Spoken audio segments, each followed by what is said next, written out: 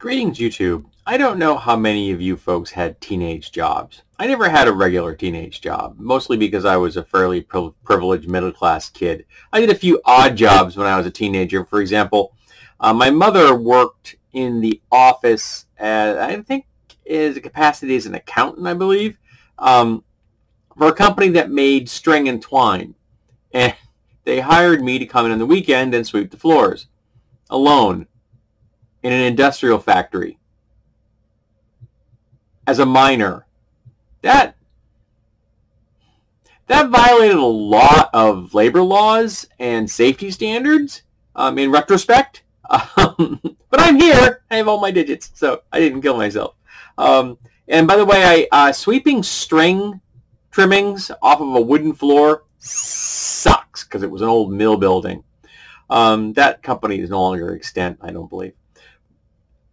So I didn't have any steady jobs when I was a teenager. Again, just odd jobs and stuff. And when I turned 18, I kind of moved into doing more organized odd jobs, but I was still doing odd jobs. Eventually, I started getting real steady work because my mother stopped receiving child support once I turned 18, so I kind of made up the difference. And I think I was paying $50 a week to my mother, which works out to like $135 in modern dollars. So that's not a bad deal for, you know, rent and food and my laundry and things like that being done all. I mean, I was doing the laundry myself, but I didn't have to pay for it.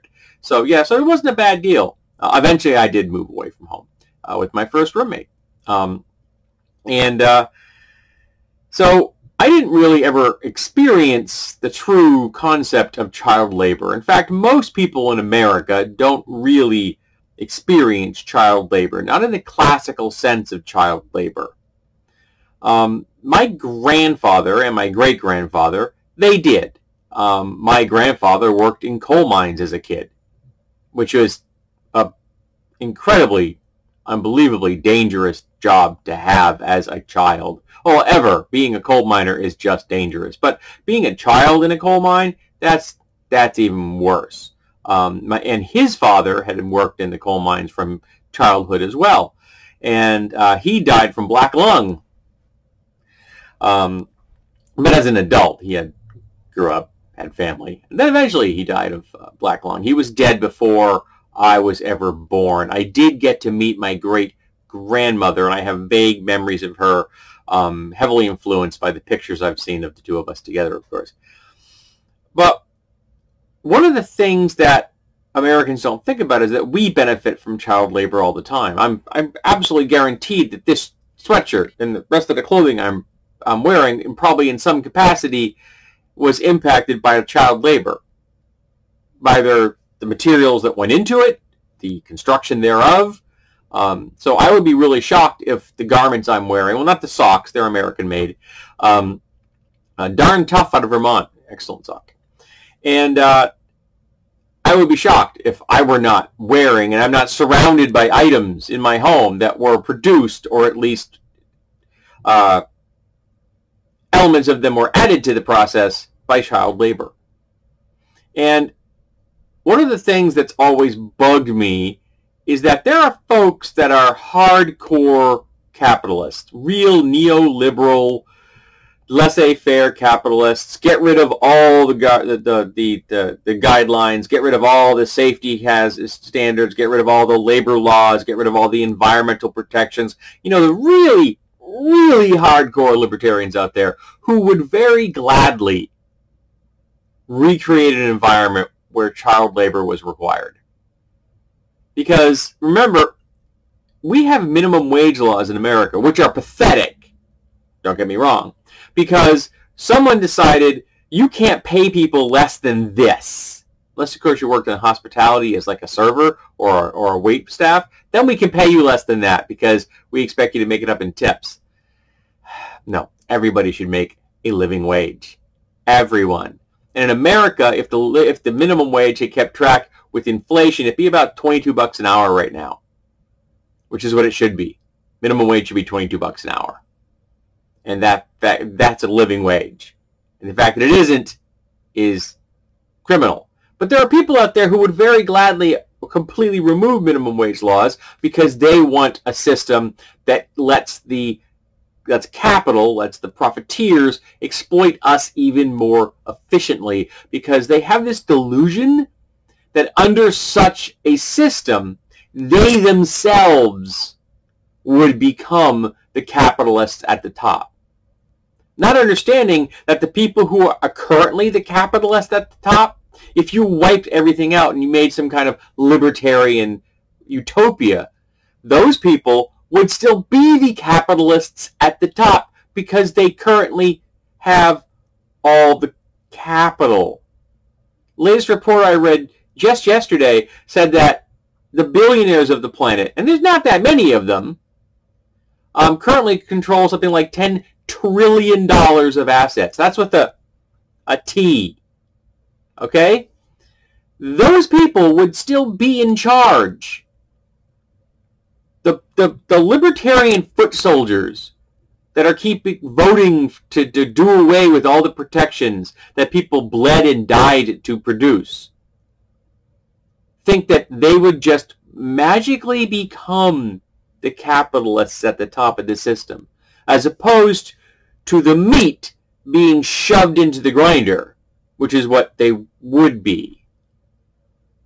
And they, of course, advocate for eliminating those policies and returning us to an era where we put kids into coal mines or into factories.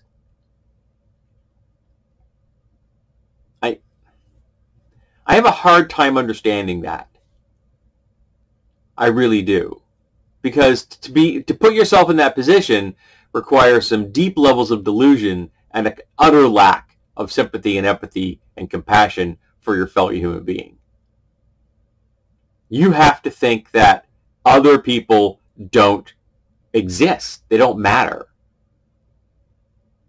I read a quote recently about a researcher working on using MDMA to help people with mental illness. So you drop E under controlled conditions, under the right kind of therapy, and it helps to rewire the way your brain works. And you can have a different perspective under the care of a controlled environment.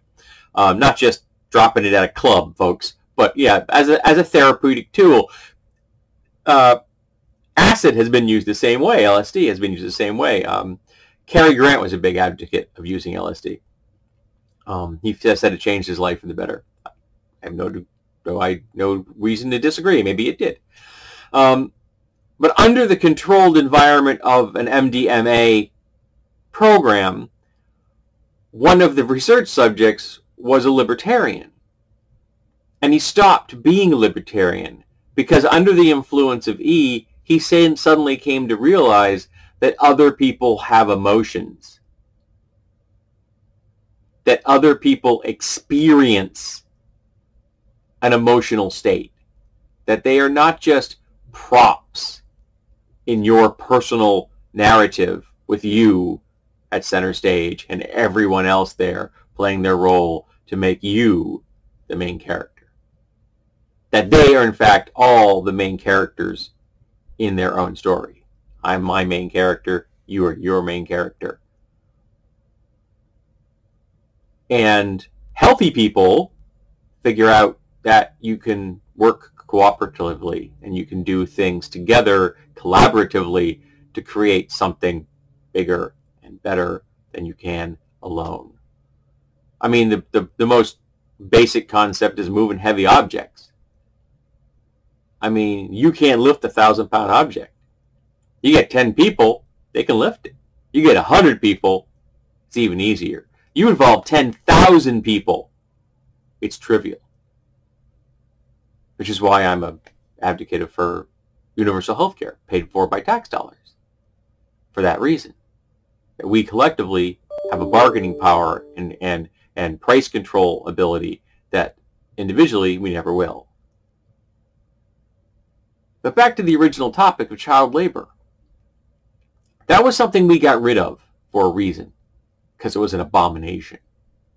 But there are those in the world that would return us to a situation where not only is it allowed, but we were required to survive, where we would all be scraping by the way people used to. Now realize in America, there is nowhere in America that a person working 40 hours a week at minimum wage can afford their own apartment, paying their bills, feeding themselves, giving themselves health care. There just isn't. We need living wages. We need to make sure that the era of child labor never, ever comes back. So, what were your child labor experiences? Did you work as a teen? Did you work younger as a teen? Because some people did, particularly in America, if they're on a farm or something. That's legally allowed. But for the most part, you have to be a minimum age to work in America. In some places, I think it's 14, and some others it's 15, and you have to have limited hours while working that. And I don't recommend working by yourself in a factory when you're a teenager. That's not smart.